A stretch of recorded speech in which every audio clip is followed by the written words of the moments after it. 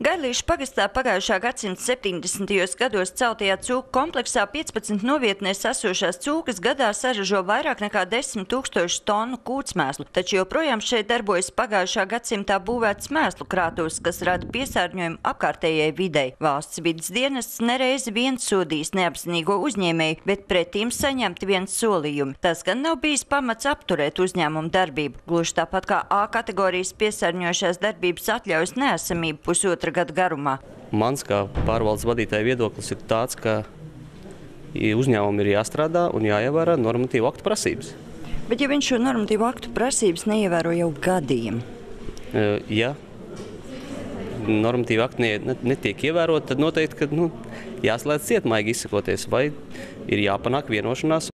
Tagad uzvaras strauti iesnieguši pieprasījumu pagarināt piesārņojošās darbības atļauju, ko vides dienests, neraugoties uz pārkāpumiem, arī gatavojas darīt. Tā momentā grūti pateikt, kas varētu būt tas gadījums, kad neizsniedz atļauju. Tad ir jābūt veselai rindai vides aizsardzības normatīvo aktu pārkāpumiem, lai atļauju neizsniegt. Bet parasti jau ir tā, ka atļaujā ietver nosacījumus, nosaka izpildes termiņus kādiem konkrētiem pasākumiem.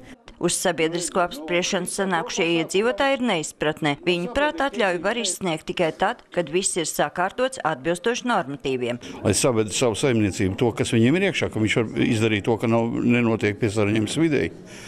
Un tad skatīsimies tālāk. Jo mums jau gadus atpakaļ bija ar viņu strīds, ja, un nekas nav uzlabojies, diemžēl.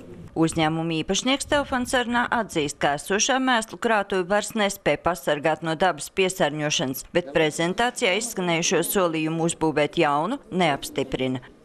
Es neko nevaru garantēt. Es varu tikai censties. Un kā man vispār būtu, kas jāgarantē? Jums vai? Lēmums neatkarīgi no iedzīvotāju viedokļa par nepieciešamās atļaujas izsniegšanu jāpieņem vides pārvaldei, bet savus priekšlikumus vēl var iesniegt līdz šā gada 17. aprīlim. Sandra Leitāna, Andris Pāns, TV Spektrs.